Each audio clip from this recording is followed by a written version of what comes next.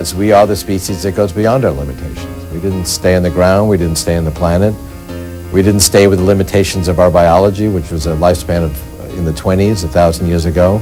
Welcome back to Future Summit of Man and Machine. Well, few areas of scientific research have been as controversial in recent years as stem cell research. But perhaps that's not surprising, given the profound possibilities that it offers. Helping the body regenerate is the hope and the promise of stem cell research. The stem cell can become differentiated into every possible cell of that organism. It's a natural process that begins with a fertilized egg. From that single cell, which divides into 2, into 4, and so on, all other cell types get generated in the body.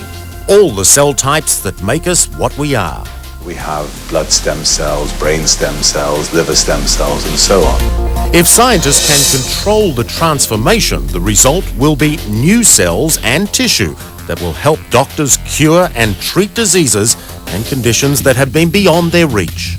The greatest challenge is persuading these cells to actually form the cells we want when we want them.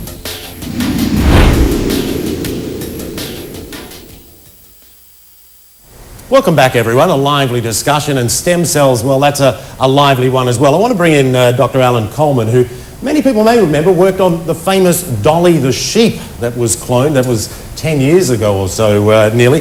How close now, with the work that you and others are doing, how close are we to saving lives with this research? Well, I think, I know stem cells are being used and have been used for 40 years in the form of bone marrow transplantations.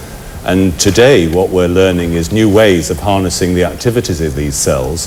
So cells from the blood, stem cells, are currently being injected into people to repair cartilage, to prevent tissue rejection. That's already happening today. And in the future, the near future, let's just talk 20, 30 years from now, what other conditions might be treatable with stem cell therapies? I mean, you speak of regenerative medicine. What does that mean? Well, in the first instance, what we mean by regenerative medicine is replacing tissues that are damaged beyond repair. For example, in diabetics, giving them back cells that can produce insulin. In heart failure, giving people back cardiac muscle cells. In Parkinson's disease, giving them special types of neurons back, and so on. That's what we mean. You see a day where I go into my doctor's office and I say, or he tells me I've got a bad liver, and then he says, don't worry about it, we'll fix that. Pulls out a syringe and off we go. I think that is a bit fanciful at the moment. I think by that time we'll have forgotten about the use of cells for direct therapy, and we'll have realized that we can actually treat people as if they're salamanders or zebrafish, and we can just stimulate them to remake parts of the body that are damaged. Potentially limbs.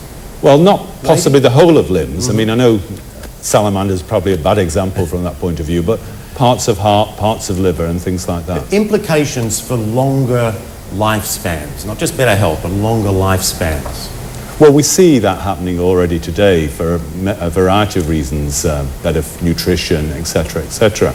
So in the future, we will be able to prolong lives to higher quality and longer, and of course that will pose many challenges. Yeah, indeed it will. I mean, Daniela, you'll have a thought about that. I mean, we start living to 150 and the birth rate continues.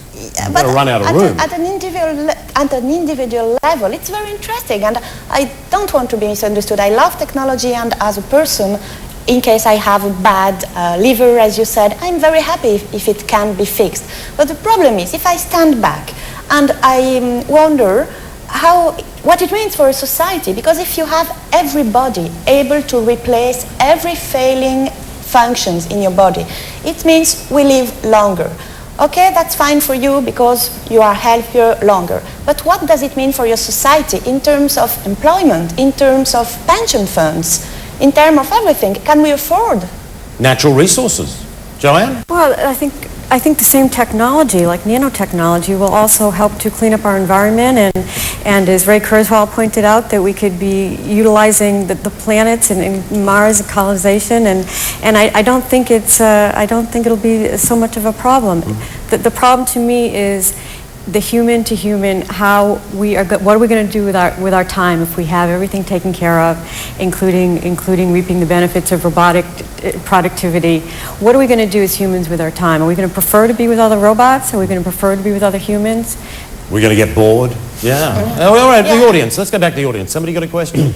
If we now know how genetics and stem cells combine to build the human body, and we're aiming at improving that so that we get rid of bad backs, bad joints, bad hearts, it won't be that much longer before we can gain the capacity to rebuild, redesign the human body into quite different shapes. Not just fix a bad back, but maybe I'll give you wings, or there might be eyes designed onto the ends of fingers, or improved plumbing. Does the panel think this is going to be acceptable to human society anytime soon? Okay, now I'm scared. What if I decide I'm a really busy guy, I'm a bricklayer and I want 4 arms? It sounds ridiculous. Possible. Yeah, I think personally it's not possible. There are certain lower organisms that you can induce the appearance of extra limbs in, but fortunately not humans.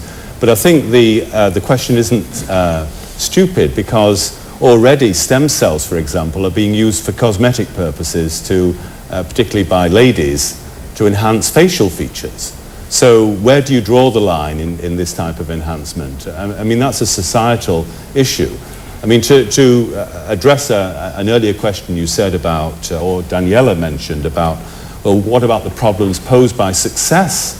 I think we should get the success and then think about the problems beforehand. But, you know, when I started at university, one of my lecturers said the worst thing that could happen is if we solved cancer, because there'll be that many more people living to longer ages. And I just think this is a ridiculous perspective. Yeah, unless you had cancer. Jay, we haven't heard from you. What do you think of this? I think it's great, but I think we need to have regulations on it, and I think they should be self-imposed.